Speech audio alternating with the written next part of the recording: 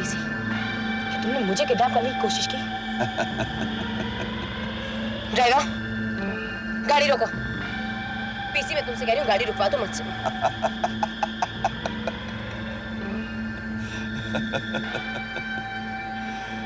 Don't waste your energy, baby. PC की car तुम्हारे कहने से नहीं रुकेगी। क्या चाहते हो तुम? Nothing. बस तुम्हें बताना चाहता हूँ how crazy you are. तुम अपनी डिफीट झेल नहीं पाए पीसी।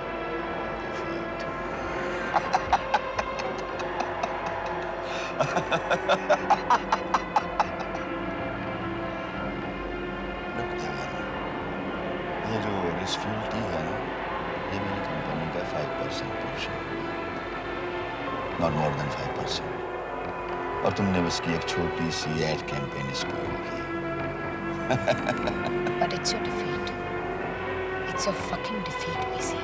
हार जीत से बहुत ऊपर उठ चुका है पीसी देवयानी, इसीलिए तो इतनी बड़ी एम्पायर रन कर रहा हूँ। नॉटी किड, अपनी छोटी सी जीत भी डाइजेस्ट नहीं कर पाए तुम। मुझे को बता दिया।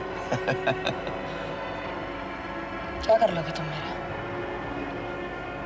पीसी जो करता है बस कर देता है, किसी को बताता नहीं।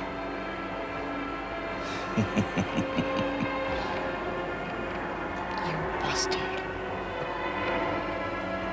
देवयानी, पहली गलती तुमने की मुझसे झगड़ा में, दूसरी उससे बड़ी गलती की मेरे खिलाफ खड़ी हो गई, मेरे ही कैंपेन को बिगाड़ कर मुझे इन्फॉर्म किया। कैसे बच पाऊंगा? हरामजादी। मैं तुम्हें जिंदा नहीं छोड़ूंगी PC.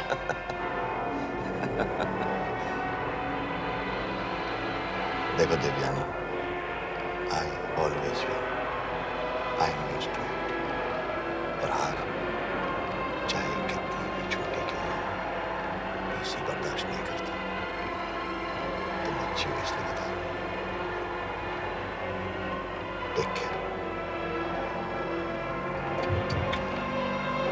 Get out. Bastard.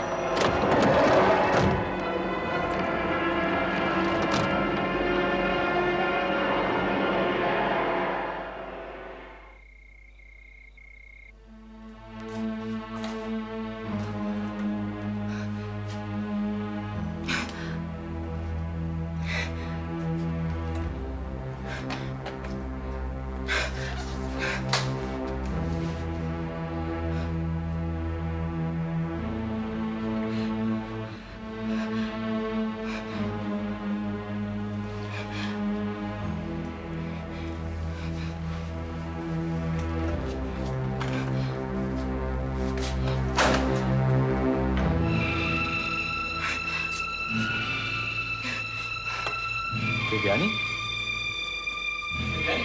Divyani क्या हुआ? कुछ नहीं हुआ। क्या कुछ नहीं हुआ? पागल हो गई हो? साफ साफ बताओ क्या हुआ? हालत देखिए अपनी। Just give me a glass of water.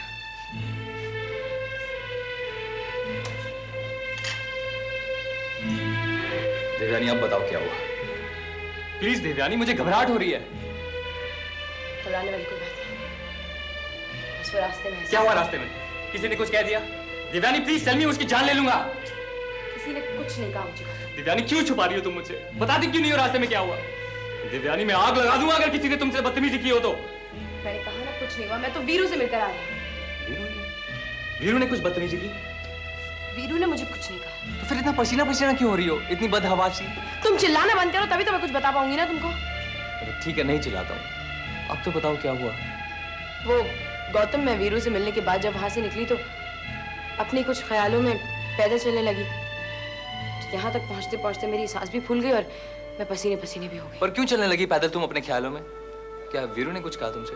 नहीं नहीं, वीरू ने मुझे कुछ नहीं कहा, लेकिन ये जरूर है कि अब शायद हमको वो इन्फॉर्मेशन ना दे। ऐसा क्यों? आज वीरू ने अपने प्यार का इजहार फिर से किया और मैंने हमेशा की तरह इनकार कर दिया। मेरे ख्याल से मेरी इस बात से बहुत हर्ट महसूस कर रहा है। होने दो हर्ट उसे। अगर इन्फॉर्मेशन नहीं देता तो ठीक है, हम कोई नई तरकीब ढूंढ निकालेंगे इन्फॉर्मेशन निकालने की। वो बात तो ठीक है गौतम, लेकिन पिछले कुछ दिनों से मुझे ऐसा लग रहा है कि इस समाज में, इस दुनिया में एक लड़की का अकेला होना सबसे बड़ा गुनाह है। हर कोई उसकी एडवांटेज लेना चाहता है। हर दूसरा इंसान उससे अपने प्यार का इजहार करता फिरता है।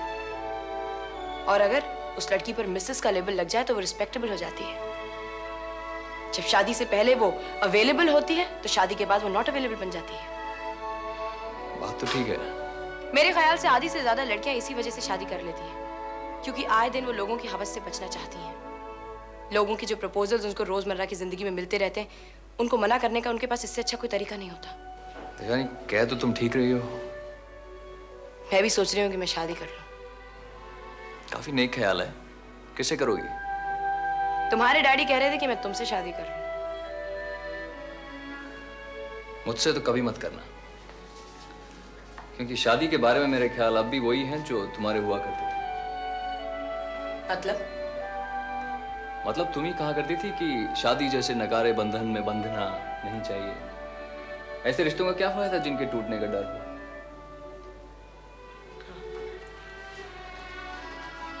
मैं ऐसा कहा करती थी।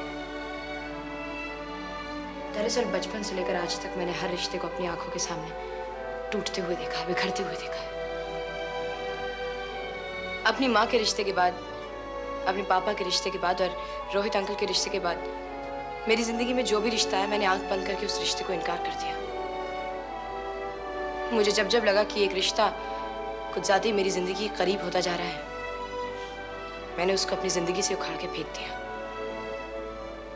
लेकिन अब मुझे महसूस हो रहा है कि मुझे किसी की जरूरत है।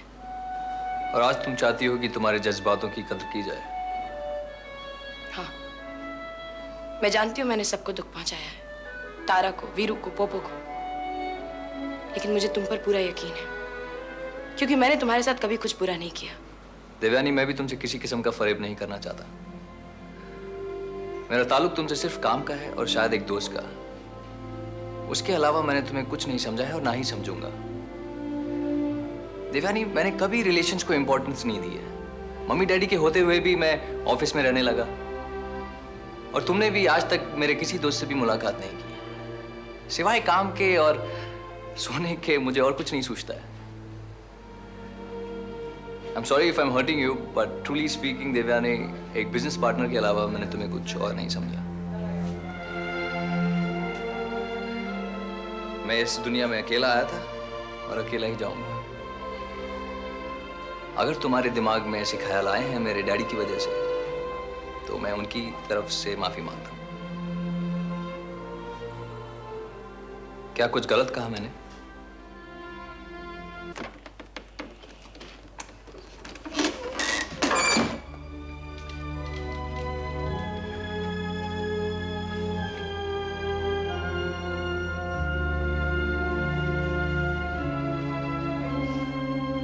मेरा ताल्लुक तुमसे सिर्फ काम का है और शायद एक दोस्त का। उससे ज्यादा मैंने तुम्हें कभी कुछ समझा है, ना ही कभी समझूंगा। Devyani, I am sorry if I hurt you, but truly speaking, एक बिजनेस पार्टनर से अलावा मैं तुम्हें और कुछ नहीं समझता। अगर तुम्हारे दिमाग में ऐसे ख्याल आए हैं मेरे डैडी की वजह से, तो मैं उनकी तरफ से माफी मांगता हूं।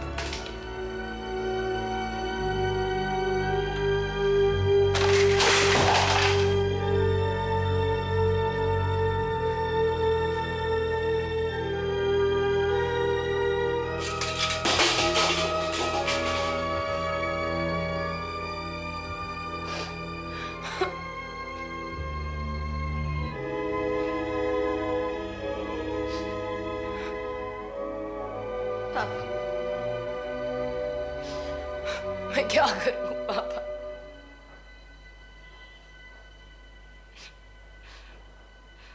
मेरे चारों तरफ कितनी सड़ान फैली हुई है। किसने फैलाई है ये सड़ान देवयानी?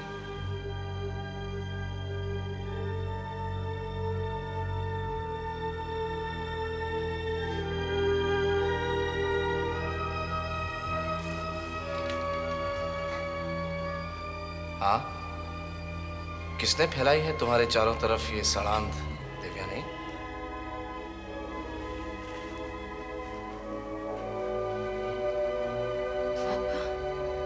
जवाब दो बेटा।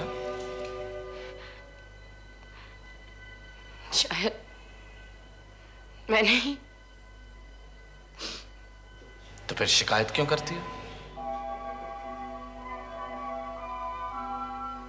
अब जिंदगी में जीने के लिए कोई ना कोई रिश्ता जरूर चाहिए होता है। मेरे पास कोई रिश्ता नहीं, कोई सहारा नहीं। एक रिश्ता मैंने मांगा, मुझे वो भी नहीं मिला। बेटा, आज तक किसी भी एक रिश्ते की कद्र की है तुमने? तारा ने मां वाला रिश्ता कितने स्नेह से बढ़ाया था तुम्हारी ओर, पर क्या किया तुमने? तार तार कर दिया उसे। उसके बाद जो भी कोई रिश्ता नेचुरल वे से तुम तक पहुंचा, तुमने मसल दिया उसे। मुझे रिश्तों से डर लगता था पापा। मैं टूटे रिश्ते की पैदाइश थी ना। तो फिर उम्र भर तोड़ती जाओ रिश्ते, किसी से कुछ मांगती क्यों? मैं भी जीना चाहती हूँ पापा, मैं भी प्यार करना चाहती हूँ। झूठ बोल रही हो तुम देवयानी। मैं सच कह रही हूँ। प्यार, मोहब्बत, इमोशंस, खुलूस, ये सब तुम्हारी डिक्शनरी में नहीं है। पापा, गौतम से शादी करके क्या कर लोगी? जी बदल पाओगी अपनी आत्मा? पापा, गौतम से तुम शादी इसीलिए करना चाहती हो ना, ताकि तुम भी शादीशुदा कहला सको, ताकि राह चलता कोई तुम्हें अप्रोच ना कर सके, ताकि तुम उसे अपनी सहूलियत के मुताबिक इस्तेमाल कर सको। पापा पर उसने मना कर दिया ना, किया ना? हाँ। हंसिए मत प्लीज, हंसिए मत।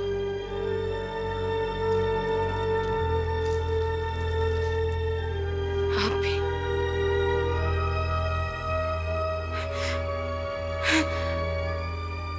तो तुम कहना चाह रहे हो कि देवयानी ने तुम्हें शादी के लिए प्रपोज किया और तुमने उसे इनकार कर दिया?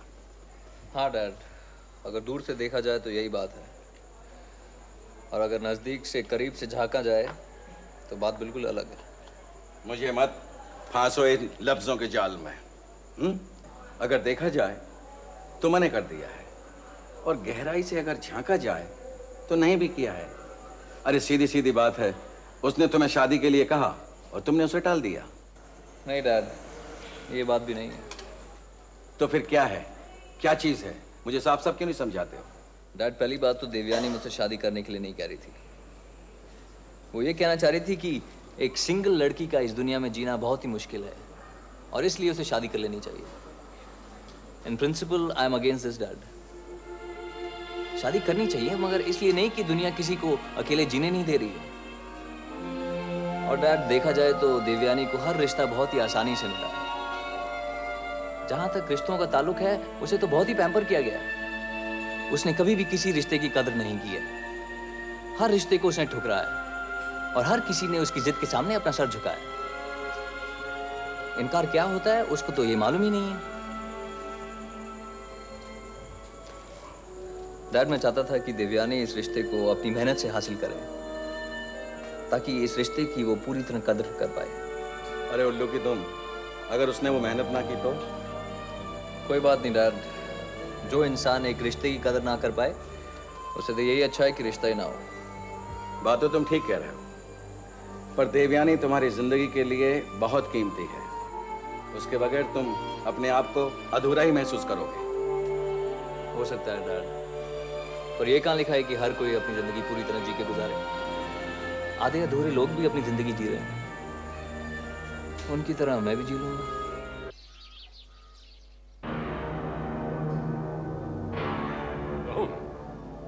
तुम क्या करने आई हो यहाँ? हाय हैंडसम, क्या जिंदगी भर अंदर रहने का इरादा है? तुम क्या मुझे बाहर निकालोगे? अरे मेरे निकम्मे वकील कुछ नहीं कर पाए तो तुम क्या करोगे? लेकिन ये मत समझना मैं जिंदगी भर सड़ूंगा, मैं बाहर निकलूंगा अपने दम से। हमेशा से हॉट टेम्पर्ड रहे हो अशोक सहगल, यही तुम्हारी सबसे बड़ी कमी है।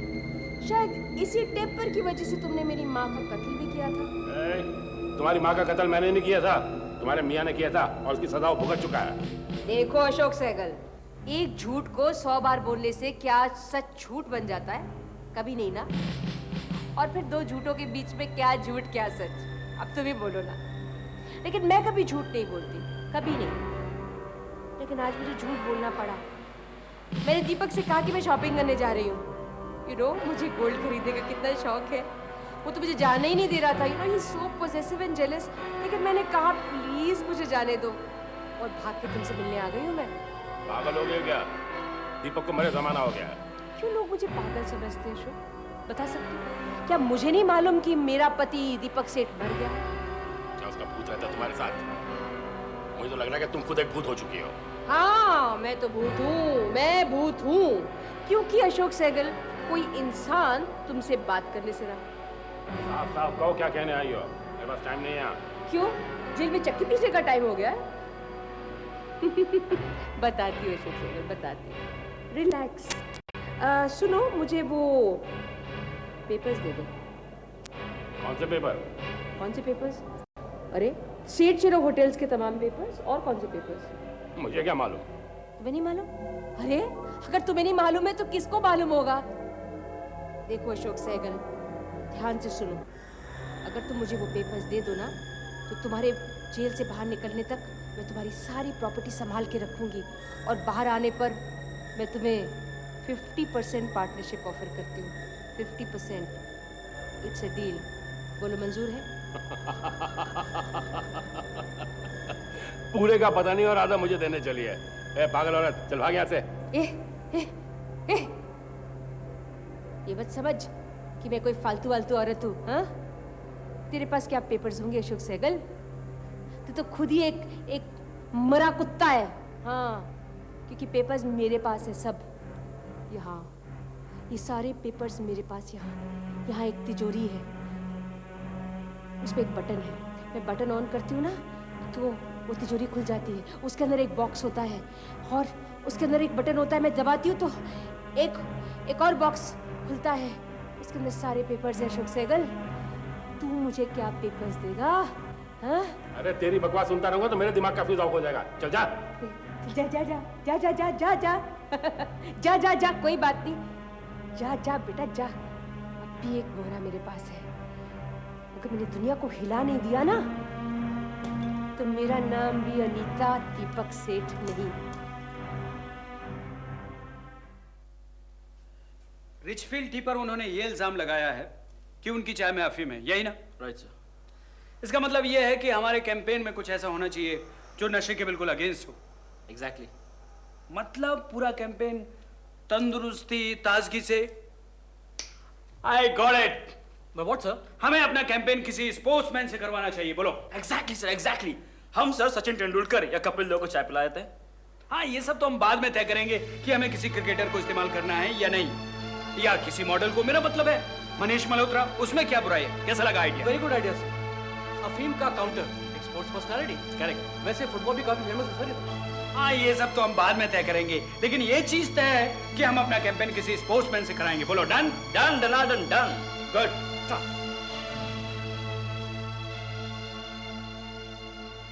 तुम्हारे कहने का ये मतलब है वीरू कि वो लोग अब अपनी एड कैंपेन किसी स्पोर्ट्स पर्सन से करवाने जा रहे हैं। और उनका एक और भी कहना है कि जो नशे के इल्जाम लगे ना उनके ऊपर, उन्हें धोने का सिर्फ एक ही तरीका है। एक ऐसे मॉडल को रिप्रेजेंट करे अपने प्रोडक्ट के लिए जो नशे जैसी चीजों से बहुत दूर हो। मान रहे?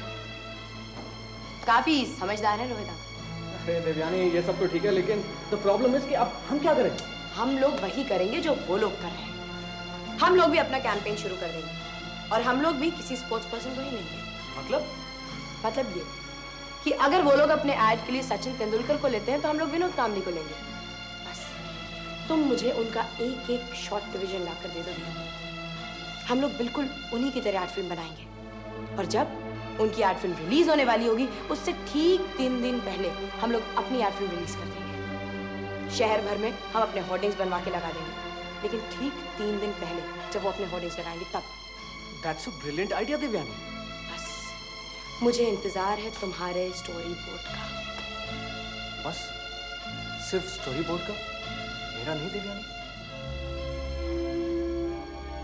देखो, मैं तुमसे ये बात कई बार पहले भी कह चुकी हूँ। दोस्ती को एक लिमिट तक रखो। उसको ऐसे कोई शक्ल मत दो जहां वो अफेयर या प्यार में बदल जाए। मुझे ये सिचुएशन बहुत ऑकवर्ड लगती है। मुझे ऐसा लगता है जो तुम मेरी मदद कर रहे हो उसकी मुझसे कीमत मांग रहे हो। तुम बार बार मुझसे ऐसा कहते हो, मैं बार बार इस बात को बदल देती हूँ। आखिर ऐसी बातें क्यों करते हो तुम मुझसे? तुम जानते हो वीरू, जब मैं पीसी से मिलने गई थी तो मेरे दिल में उसके लिए बहुत रिस्पेक्ट थी, बहुत इज्जत थी। लेकिन जिस वक्त वो अपनी कुर्सी से उठकर मेरे पास आया तो मेरी सारी रिस्पेक्ट, सारी इज्जत नफरत में बदल गई। मैं नहीं चाहती कि मेरी सारी फीलिंग्स तुम्हारे लिए नफरत में बदल जाए वीरू। हमारी दोस्ती को दोस्ती ही रहने दो। ऐसा ना हो कि हम दोस्त भी ना रहें और मैं तुमसे नफरत करने लगूं। And that will be very bad day for you. Yes Devyani, that will be indeed very bad day. मैं वादा करता हूँ देवयानी कि मैं आज के बाद अपनी मोहब्बत का इजहार भी नहीं करूँगा। मैं वादा करता हूँ कि मैं अपने दिल को अपने दिमाग पर हावी भी नहीं होने दूंगा। पर फिर भी देवयानी, मैं इंतज़ार करूँगा उस दिन का जब तुम्हारे दिल में मेरे लिए कोई इमोशंस हो। I will wait for that day. I will. क्या मैं अंदर आ सकती हूँ सर?